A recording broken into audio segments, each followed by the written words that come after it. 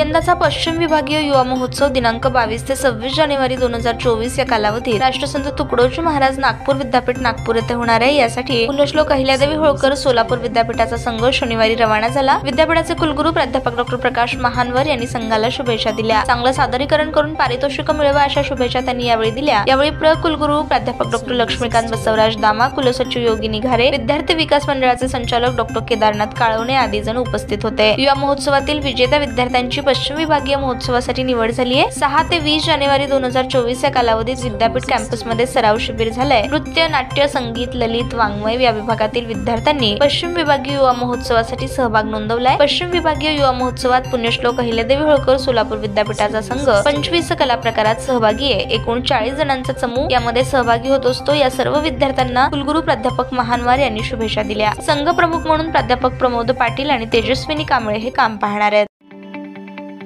ताज्या बातम्या पाहण्यासाठी प्राईम महाराष्ट्र न्यूज चॅनलला सबस्क्राईब करा।